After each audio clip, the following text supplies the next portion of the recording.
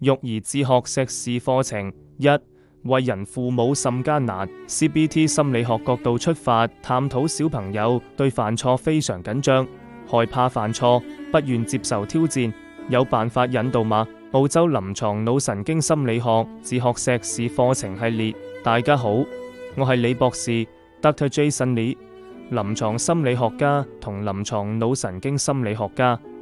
今日我哋傾下有關育兒的心得和正確的心理學知識。正所謂為人父母甚艱難， CBT 如何理解並應對朋友對犯錯非常緊張，害怕犯錯，不願接受挑戰，有辦法引導嗎？對於小朋友對犯錯非常緊張，害怕犯錯，不願接受挑戰，各位家長有辦法引導嗎？這個問題雖然沒有具體的語境和前提，但我們可以從不同的心理學角度出發，探討一些實用的引導方法。我會結合行為主義、認知行為療法、人本主義以及我個人傾向的關係取向和依附理論的視角，提供一個全面的回答，幫助家長理解並應對孩子的情況。可能的引導方法一，行為主義的視角。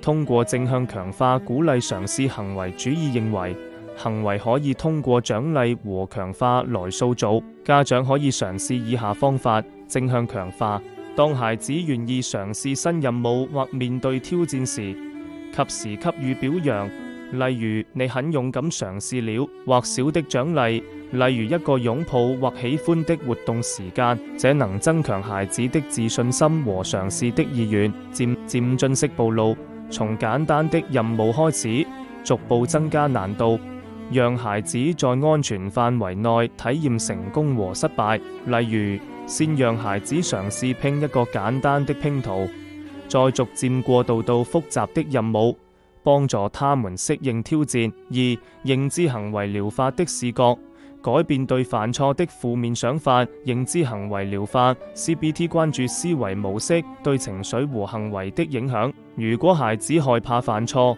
可能是因為他們有不合理的信念，比如犯錯等於失敗或別人會不喜歡我。家長可以識別負面想法，和孩子聊聊他們為什麼害怕犯錯，例如問你覺得犯錯會發生什麼，了解他們的內心擔憂。認知重構，引導孩子重新看待犯錯，比如說每個人都會犯錯，犯錯是學習的一部分。你看，媽媽有時候也會把菜炒鹹了，但下次就知道怎麼調整了。通過這樣的對話，減輕孩子的焦慮。個性化提醒，每個孩子都是獨特的，性格、年齡和發展階段都會影響他們的反應。家長需要根據自己孩子的情況靈活調整方法。如果嘗試後仍感到困難，不妨尋求專業心理諮詢師的幫助，共同找到最適合的引導方式。總的來說，通過情感上的支持、合理的引導和耐心的陪伴，家長可以幫助孩子逐漸放下對犯錯的恐懼，勇敢面對挑戰。這不僅能促進孩子的成長，也能加深親子間的信任和聯結。呢篇文係由 CBT 心理學角度出發，探討育兒技巧，幫助家長理解並應對孩子的情況。如果你有啲育兒問題，不妨留言話我知，我可以同你一齊試下。呢啲技巧好實用，share 俾朋友或者 tag 個需要嘅人。